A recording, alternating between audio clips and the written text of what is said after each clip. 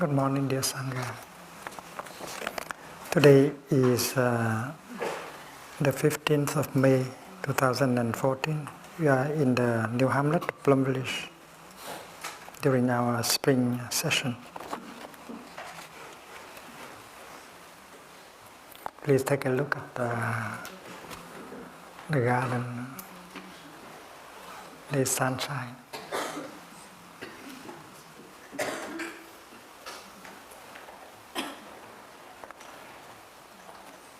Light is an object of meditation for both yogis and scientists.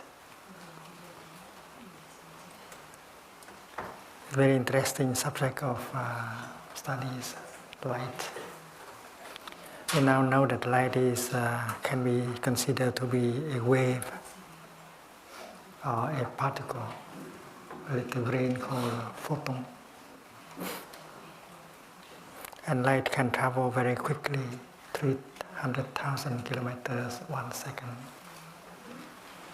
It takes about 8 minutes for the light to come from the sun to the earth. 8 minutes. And according to that, we know that the sun that we are contemplating is only the sun of 8 minutes ago. The image of the sun that comes to us is the image of the sun of 8 minutes ago. So we are not in touch with the sun of the present moment. A little bit frustrating, but we have to accept.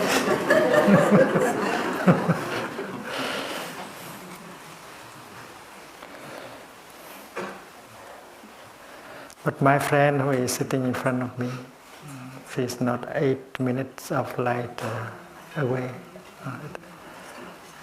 And I can see, I can get in touch with him or her more quickly. 1 millisecond is enough. We know that without the light, no vegetation can grow.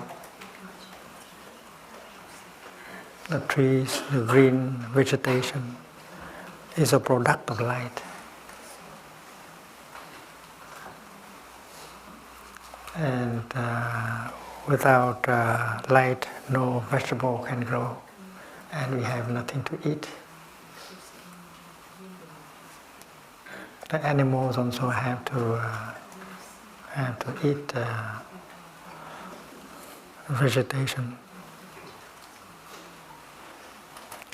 And then if there is no vegetation, there is no oxygen, no air for us to breathe. So the air that we breathe in and out every day, every moment, is also from the light. We breathe in and out the light. And also the water will not be possible without hydrogen, oxygen.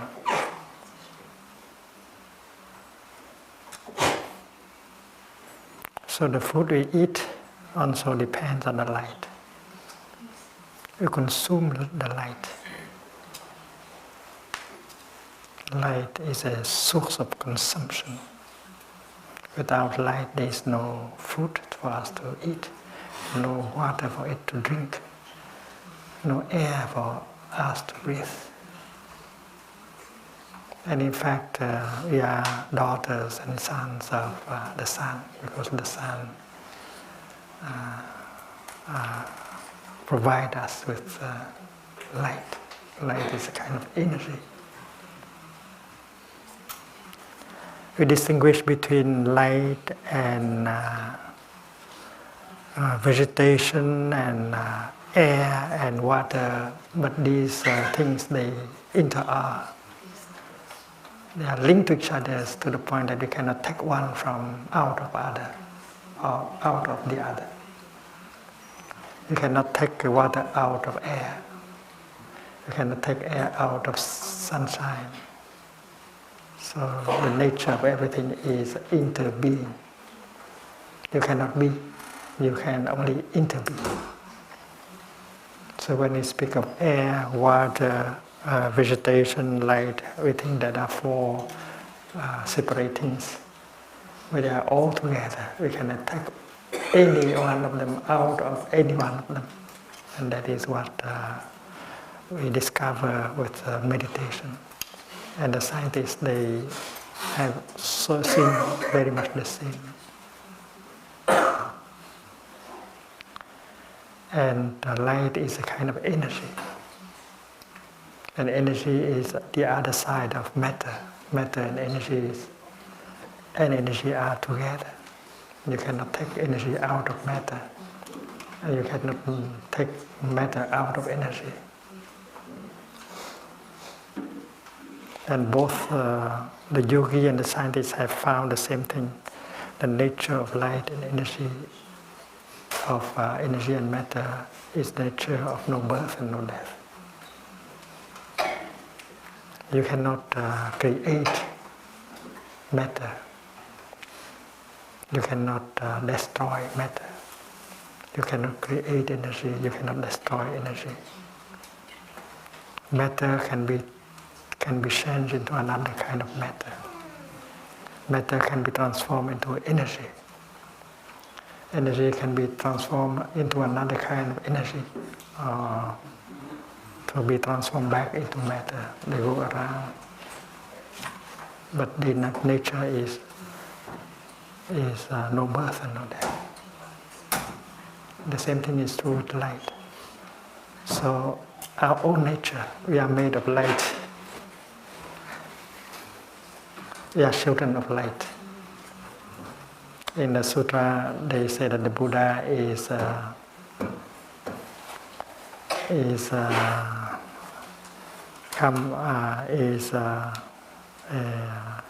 son,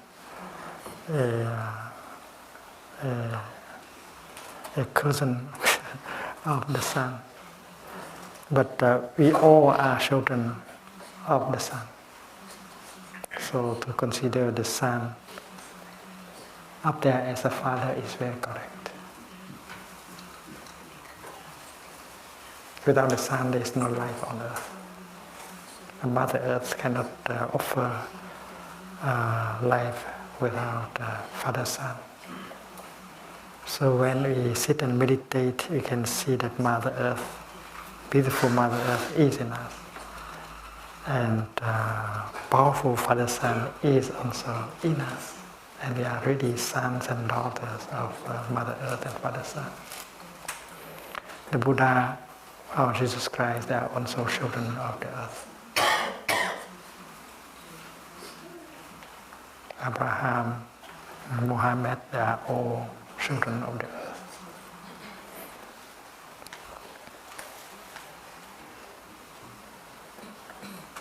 So there should be any complex.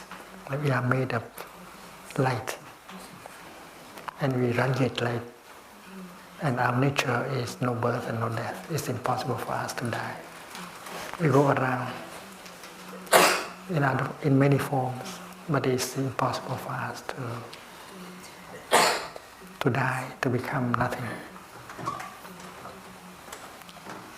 So the going together with science and spirituality is something very interesting. Today we celebrate the birth of the Buddha. The Buddha is a child of Mother Earth. The Buddha is not a god. He is a human being like all of us, a child of the earth. And we learn that a Buddha is made of non-Buddha elements, like a lotus flower, a puppy. When we look into this flower, we see the sunshine,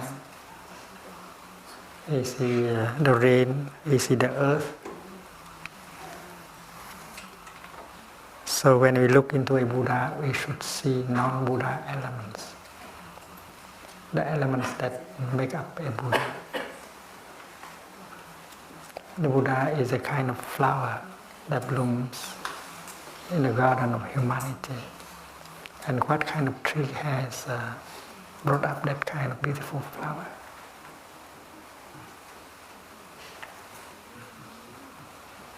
Mankind is the tree that has brought about the flower of Buddha. And human beings, they have suffered. They have suffered generations after generations. And their suffering has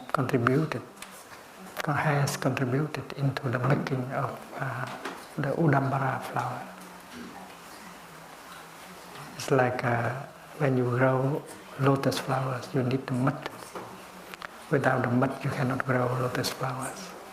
So a Buddha is made of non-Buddha elements. Among these elements, there is the element of suffering. Our ancestors have suffered. They have tried their best in order to look deeply into the nature of suffering. They have tried to overcome and transform the suffering. And the Buddha is someone who is successful in doing that. And many other living beings are successful, can be successful in doing that. Understand suffering, transform suffering into something positive, more positive.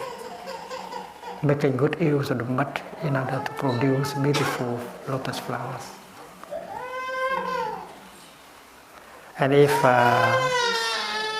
the Buddha can do that, we other human beings, we can do that also.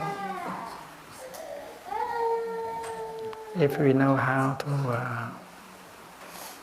to understand our own suffering, if we know how to make good use of suffering in order to create joy and freedom. Today I would like to speak about the three kinds of powers that can help us transform the suffering and bring about joy and freedom and happiness. We know that there are many kinds of powers. When you have a lot of money, you have some kind of power. You can buy many things. But there are those who have a lot of money and who buy a lot of things, they are not necessarily happy. There are those who have political power and they never feel that they have enough of it.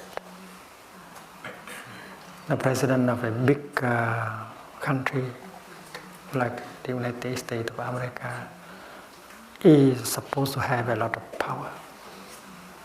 But people like Barack Obama, he does not feel that he has enough power to realize what he wants to do.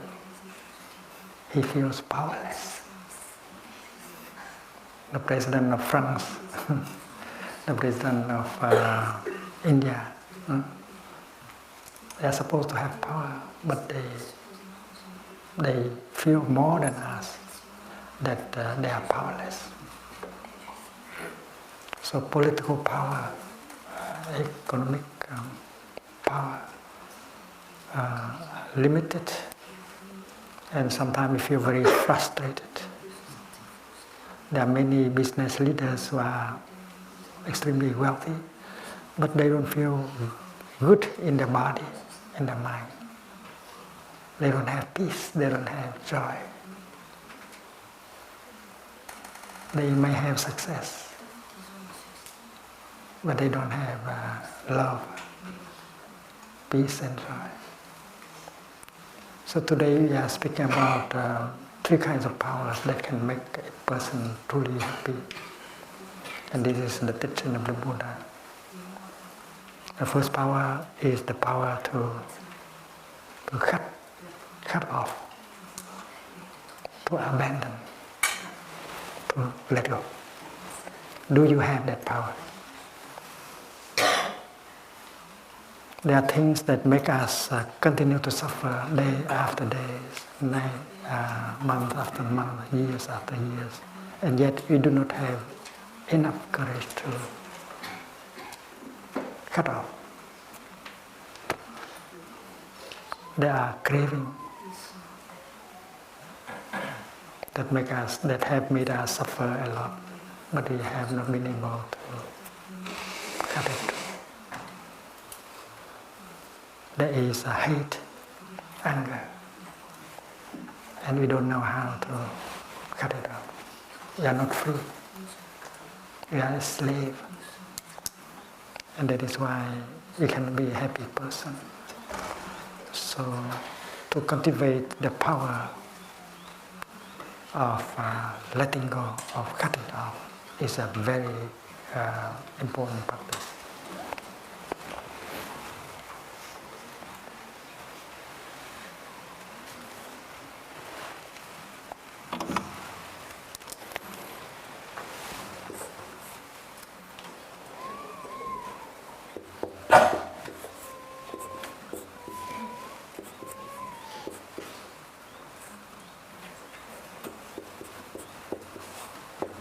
This duk represents power, kind of virtue, kind of energy, kind of power, and this represents cutting off.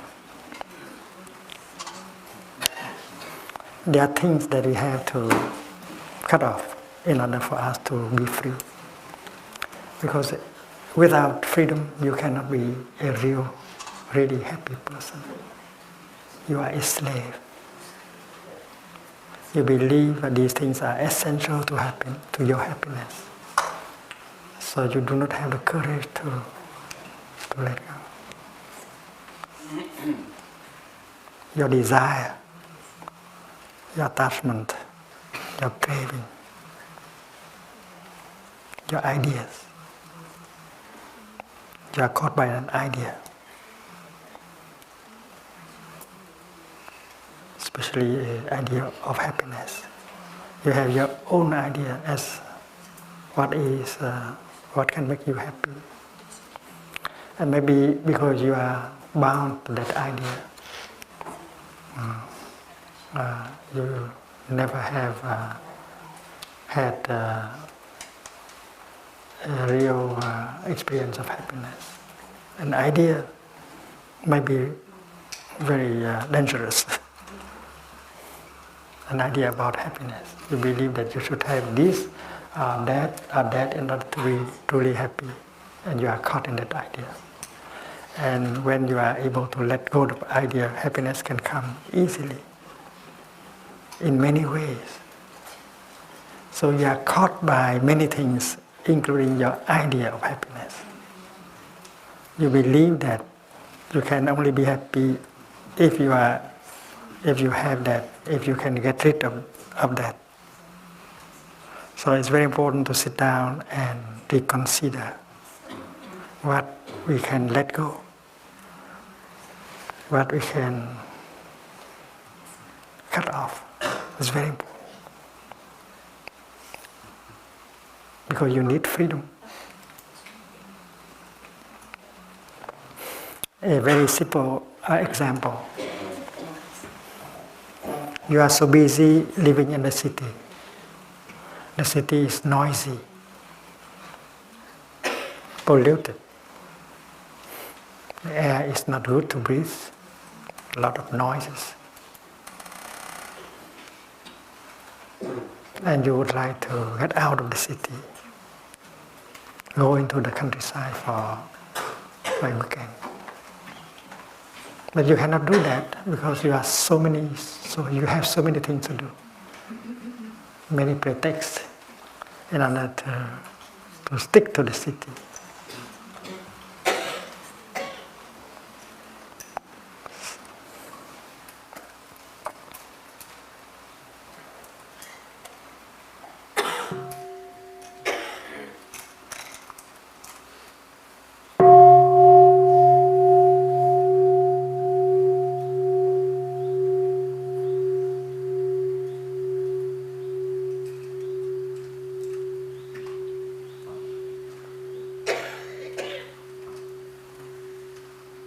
You do not have enough courage to leave the city until a person, a very close friend, come to you and try to take you out of the city.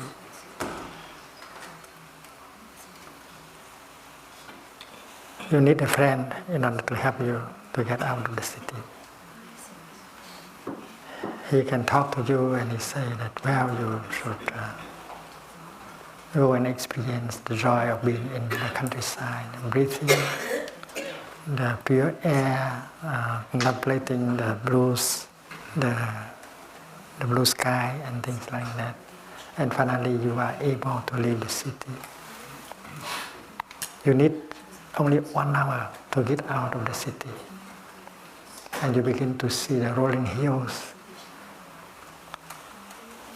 You can see the blue sky. You can feel the fresh air blowing on your cheeks, and you have happiness and joy. You have freedom because you are free enough to leave the city. And that freedom, that happiness come from the fact that you are able to leave something behind. That something is the city. That is an example. For those of us who are able to come to Plum Village, well, we have made an effort in order to be able to come to Plum Village. And those who want to go to Plum Village, but years after years they cannot do it because they are caught in the daily life. So you who have come to Plum Village, you have had some freedom, some courage, some freedom in order to be able to come here. So our happiness, our joy depends on our freedom. And how much freedom do we have? The freer we are, the happier we become. So the power to cut off, the power to let go is a real power to be cultivated.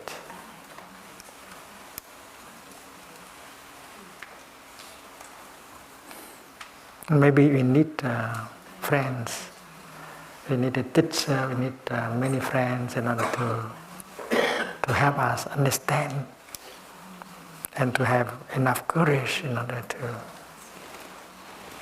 let go. Let go of your idea of happiness. Let go of the things you think essential to your well-being, to your comfort.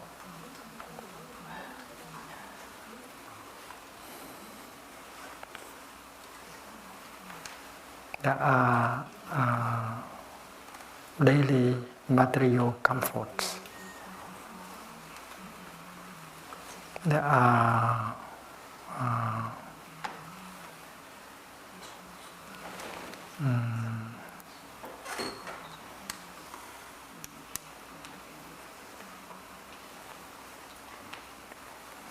affectional comfort, and you believe that you cannot get away from this comfort. But in fact, you are caught, and you don't have the greater kind of comfort that is freedom, true happiness, and true joy.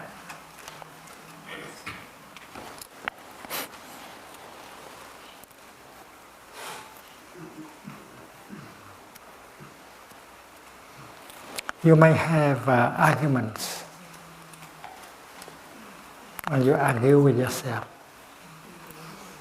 that you need these things.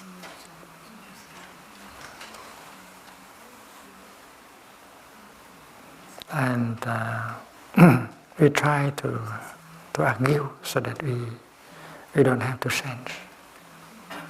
We don't have to let go. We are very good in arguing like that.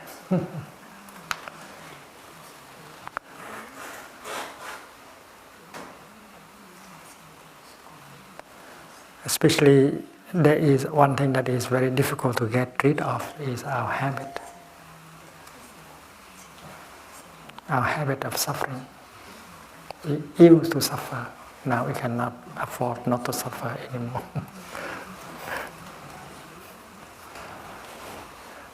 We used to react. And that way of reacting has brought us a lot of suffering, but it has become a habit. Every time we hear something, we see something, we get irritated and then we react right away. That brings a lot of damage to us and to the other person. And we say, next time I will not react like that. But when the situation presents itself, you will react exactly like that. And you will cause the same kind of damage. And you are not free from that habit of reacting. You have not learned another way of reacting with more compassion, more tolerance. So that kind of habit is a kind of energy that emprisons you. So cultivating the power to change, you get freedom, and you will not react like that and continue to cause a lot of suffering to you and to the other person.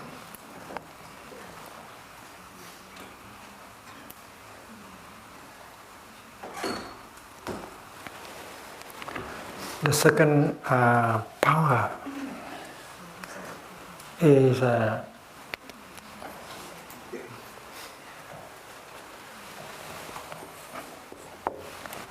very much connected to the first one, the power to understand.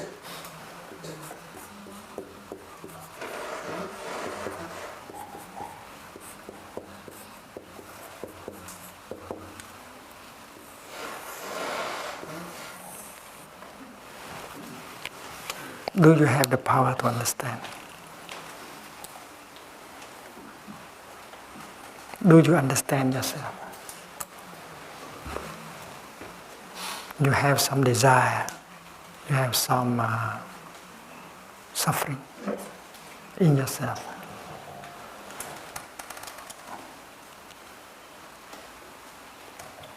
You feel that people don't understand you.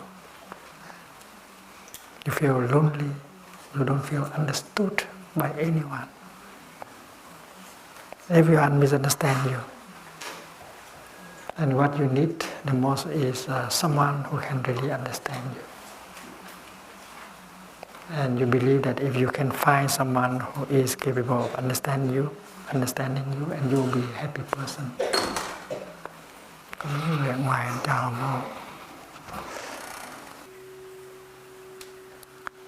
You need the understanding of the other person. You feel happy, you will feel happy if someone understands you. But do you have the power to understand yourself? Or you just wait for someone to understand you? Can you provide yourself with understanding? Do I understand myself? And that is the second power.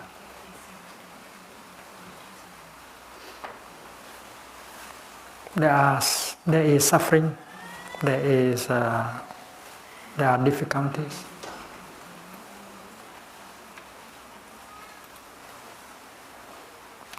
And do we have that capacity to understand our suffering, our difficulties?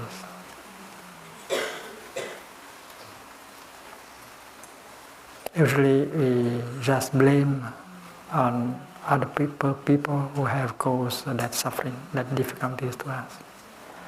But we do not have the power to understand the nature of our suffering, our difficulties.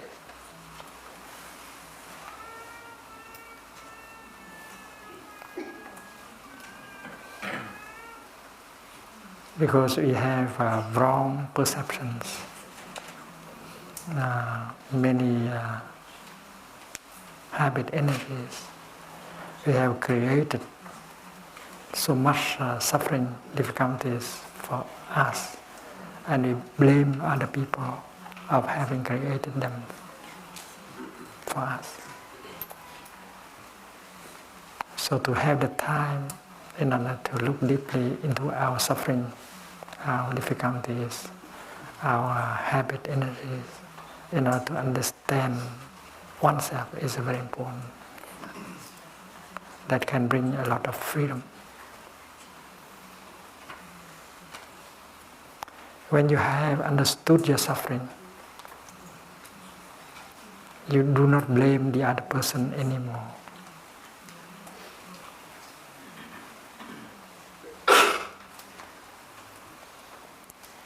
And when you look at him or her,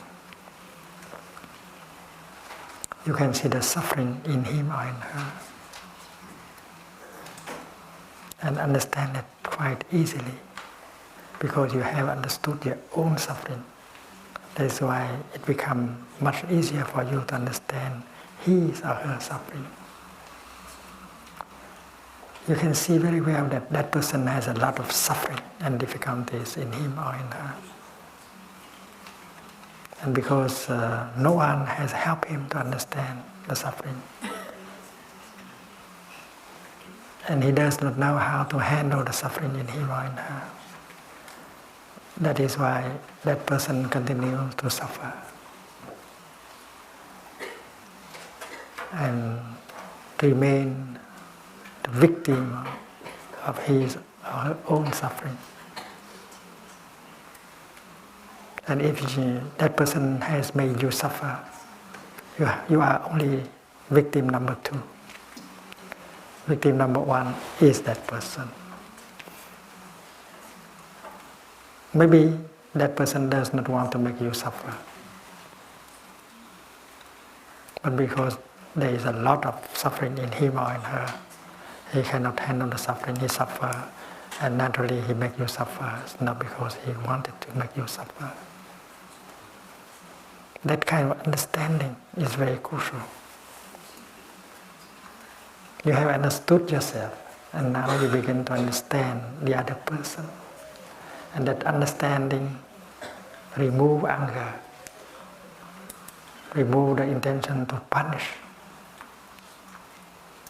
And you can let go of your anger, of your idea, your intention to punish him or her. So the second power is linked to the first. In order to be able to let go, you have to try to understand.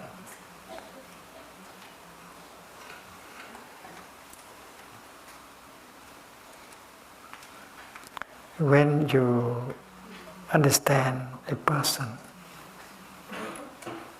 especially when you have understood the suffering, difficulty in him or in her, you accept him or her as she is. And you can allow your heart to include him or her. Your heart has grown big,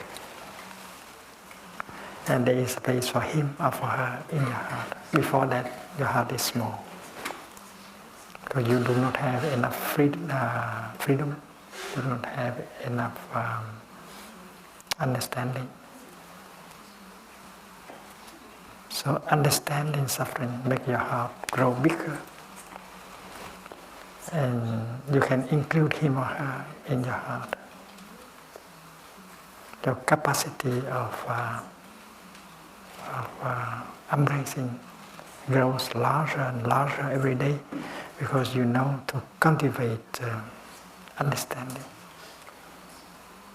When you understand, you are not angry anymore. You don't blame anymore. You do not hate anymore, and you have a lot of freedom. So the second power to let go depends very much. The first power to let go depends very much on the second power to understand. And to understand is the fruit of meditation. You have the time to practice looking deeply, and because you know how to concentrate, you begin to understand. And understanding remove anger, remove discrimination, and you become more tolerant, more compassionate, and you suffer much, much less when your heart is large. One day the Buddha held in his left hand a bowl of water, and in his right hand a handful of salt. He let the salt fall into the bowl of water, and he stirred up. And he asked the monks, "My dear friend, you think you can drink this? It's too salty. But if I throw this handful of salt into the river, I cannot make the river salty. And you can continue to drink the water from the river." Why? Because the river is immense. A handful of salt cannot make a river salty. So the same thing is true with your heart. When your heart is small, and anything can make you angry and unhappy. But when your heart grows big like that, these things can no longer make you unhappy and angry. So make your heart big. And there is a way to make your heart big, to understand. Understanding is a kind of practice that can cultivate love, compassion. Imagine the heart of Buddha. There is no frontier. The heart of Buddha can include everyone, black or white, Muslim, Christian or Buddhist, human beings or animals or plants or minerals. The love of Buddha, the heart of Buddha is a heart that includes every being.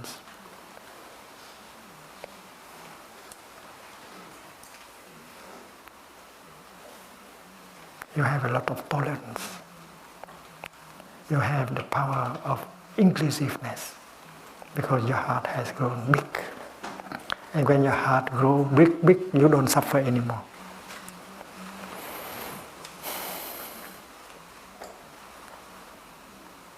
If you continue to suffer because your heart is still small,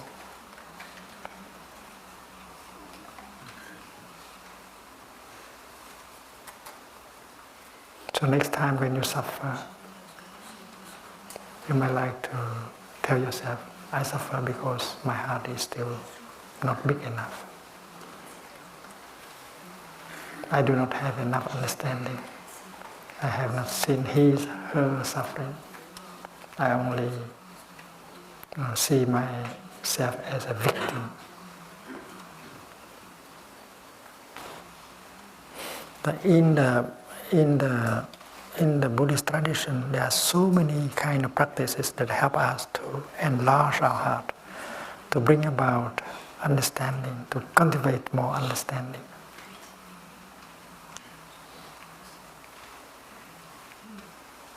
The meditation on impermanence, the meditation on no self, interbeing, the meditation on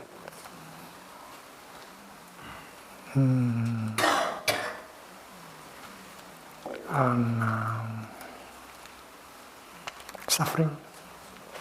Suffering is a good object of meditation.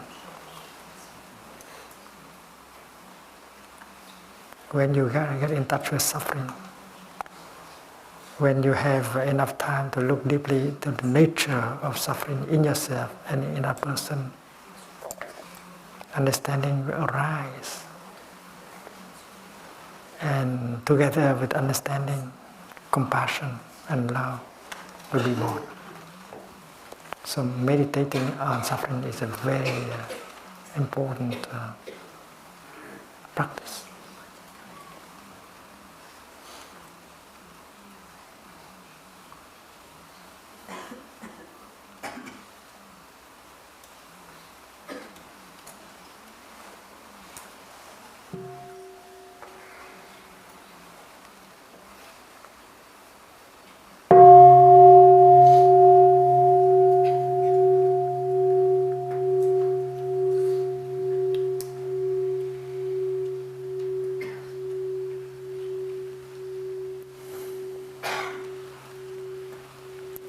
There is a lot of suffering in our society.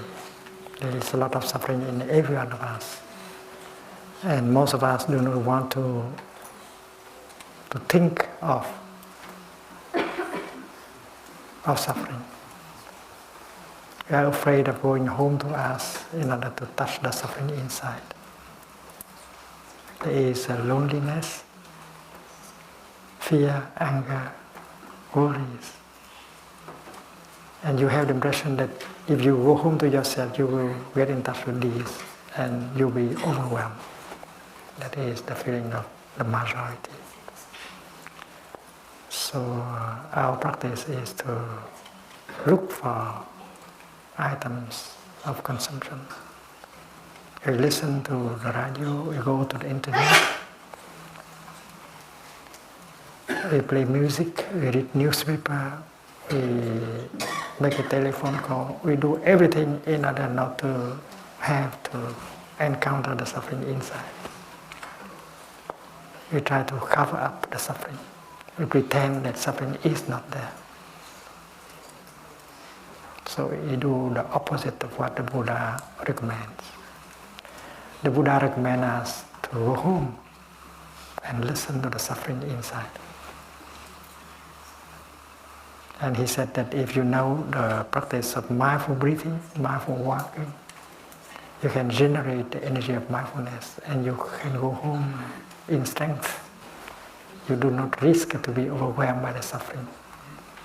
With mindfulness, you can recognize the suffering and embrace it tenderly and listen to it. And listen to your suffering, looking into the nature of your suffering will bring about understanding. And understanding bring compassion and release.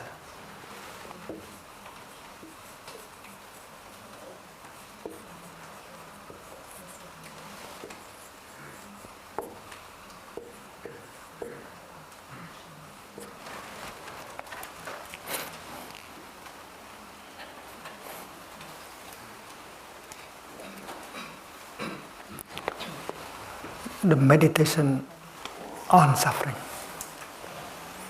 Suffering, ill-being is the first of the four noble truths. If you have an understanding of the first noble truth, you have understanding of the second noble truth, and so on. So let us learn the way the Buddha taught, practice mindfulness of breathing, walking, having enough energy of mindfulness, and go home and listen to suffering inside and try to understand. And if you have understood, compassion will arise. The suffering inside of us carries within itself the suffering of our father, of our mother, of our ancestors, of our nation. And if you understand your own suffering, you begin to understand the suffering of your father, your mother, your ancestors, your nation. And you get a relief. And then it becomes much easier for you to see, recognize, and understand the suffering in the other person with whom you have difficulties. And having understood his or her suffering, you remove your anger, your hate, your fear, and your heart grow big. And you want to help him or her to suffer less. You make compassion and love grow because your heart has grown. And there is the meditation on no craving, vô dục, which is as important as the meditation on suffering, vô dục.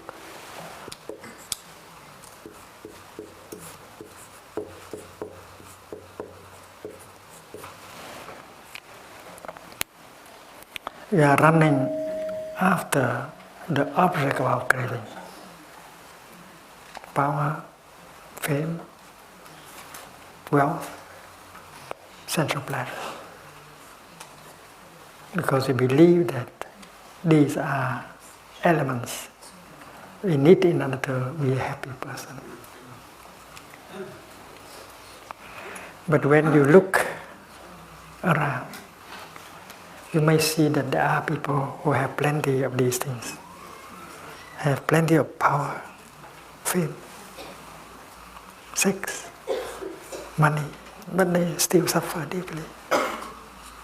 So having understood that, you may stop running after these for objects of craving. Looking into the object of your craving, you can see the dangers of it.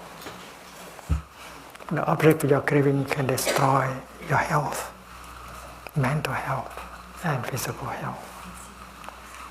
And many people, including young ones, have destroyed their physical health, their mental health by just running after the objects of these cravings, especially sensual pleasure. And teenagers begin already to suffer because of that. They have a notion of happiness, an idea of happiness. No one has taught them about true happiness. Parents, teachers, they are so busy. And the young ones have to learn by themselves, to find out by themselves what is true happiness. True happiness is made of understanding and love. And the young people are not taught how to cultivate understanding and love. And they are looking for sensual pleasures.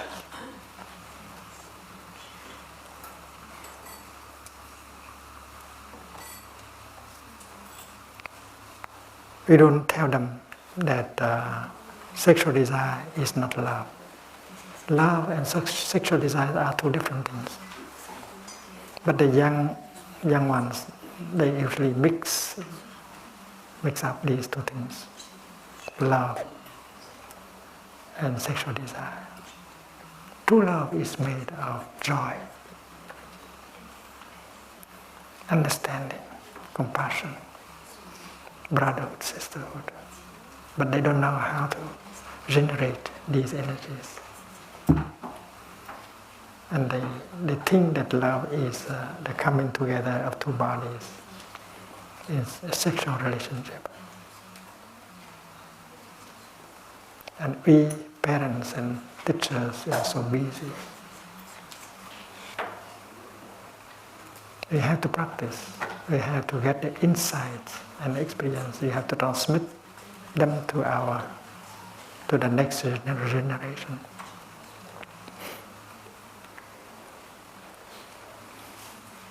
When a fisherman launches his line, and then his bait can be seen by a fish, and the fish see the bait so appealing, so the fish bite, and the fish does not know that there is a hook inside. So the fish is hooked up and die. So objects of craving are like that. There is a danger in every object of craving, including money, sexual pleasure, sensual pleasures, and so on. And if you have seen the hook inside, you never bite. You know that you will die, or you will suffer a lot if you bite into it. So that is the meditation on non-craving. You know that that object of craving is not a true element of happiness, an element of true happiness. There's a lot of danger in it.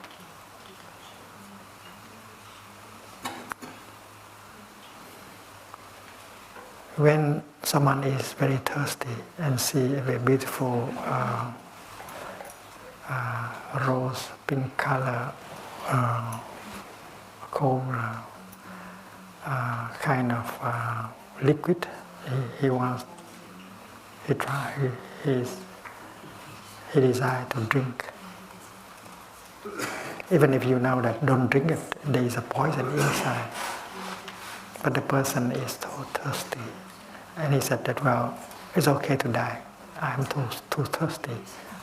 I need to drink it. And there are those like that. They know that there's a hook, but they cannot afford not to consume. I accept to die because I'm so thirsty.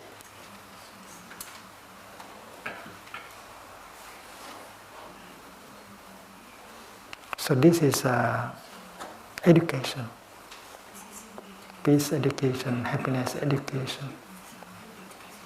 We have to do it, and we have to transmit the knowledge, the experience to the next generation. To meditate on non-craving.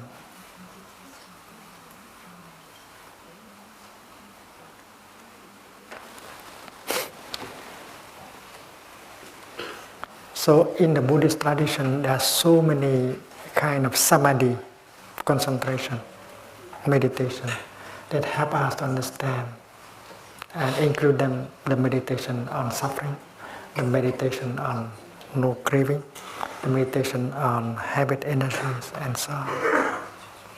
So this power is a tremendous source of energy. It gives us enough strength and courage to cut off. And we have plenty of freedom. True happiness cannot be without freedom. This is not political freedom. This is freedom from illusion, from delusion, from anger, from fear, from craving. And these two kinds of powers we can cultivate. And they are real powers. And they can only make you happy and free. And the third power is also linked to the first two, is the power to love. Do you have the power to love?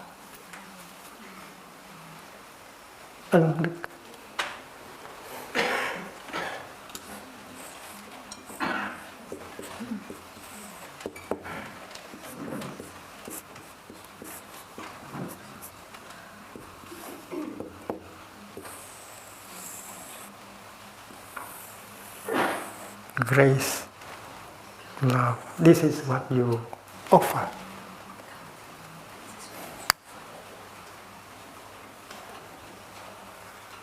Compassion, understanding.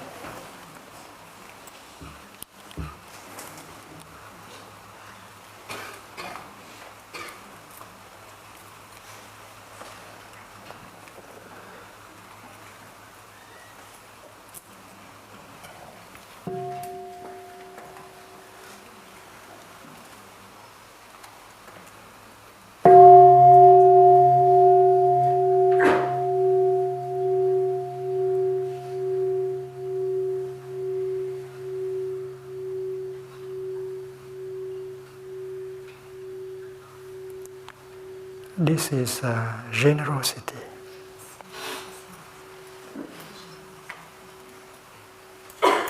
This is a grace. This is the willingness to offer. That those who are difficult to love. And yet when your heart is big, your understanding is big, you can accept him or her. You can love him or her. You can include him or her in your heart. Because you have the capacity of your heart is so big, huge.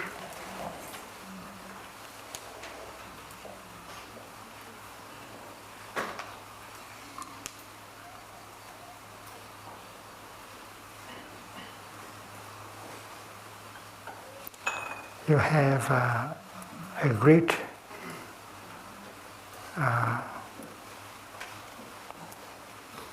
capacity of tolerance. You can tolerate. You can embrace. You can include. Even if that person is not pleasant, is violent, is ungrateful, mean, and yet, because you have more than enough understanding and compassion, you can still include him or her in your love. You can still embrace him in your love, because your heart is so big. Your heart has become the heart of the Buddha. Mahakaruna, great compassion. Even he is a terrorist. Even he has tried to kill you and destroy your people, your family, your nation. You can still love him. Because you can see the suffering in him, in her. And the power to understand make your heart so big, and you don't regret. You give, you offer your love to him also, to her also. And that is unlook.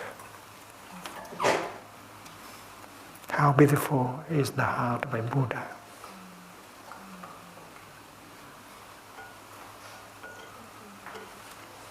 With a great understanding, you do not have enemy anymore. You have seen the suffering of the enemy. You want to remove wrong perception. Help him, help her to transform the anger, the violence in him or in her. And you include that person in your heart. There's so much to offer. So even if we speak of three powers, they are not separated powers. We cannot take one from the other two. It's like the light and the air and the water. We think there are three things: light, air, water, but they are you cannot take one out of the other two. So this is the same, the three powers. And a practitioner of mindfulness can cultivate these three powers, and we can make progress every day, and our heart continue to grow big.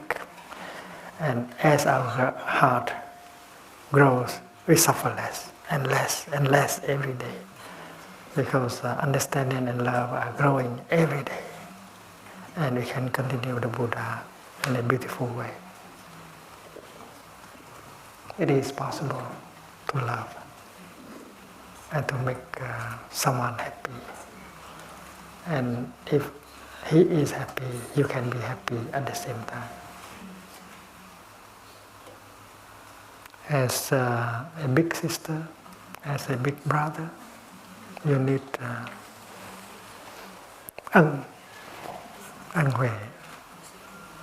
power to love, to include.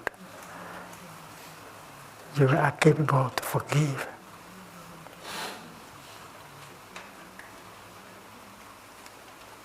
As a mother, father, we have the power to forgive our children. As school teachers, we have the power to forgive, because we have seen that the young people, they have suffered. And so far, no one has helped them understand and transform.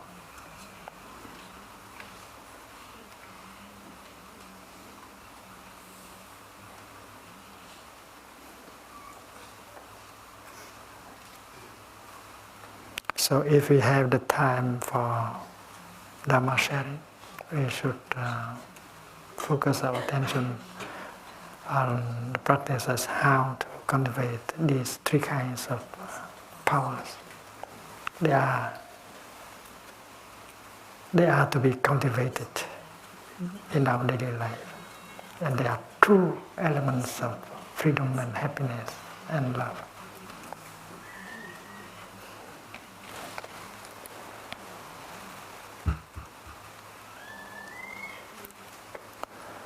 When we hear the bell, we will come back to the meditation hall with our Sanghati, and we will begin to celebrate the birthday of the Buddha. And today we have picnic lunch outside. It's so beautiful.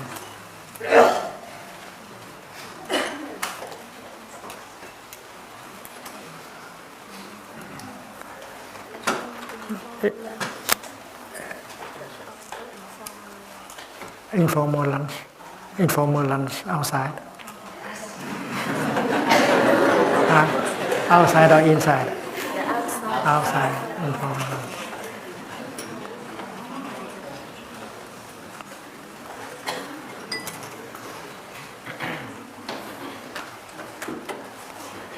When we sit together in the morning and we breathe together,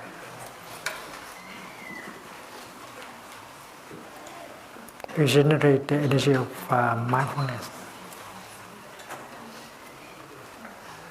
and peace.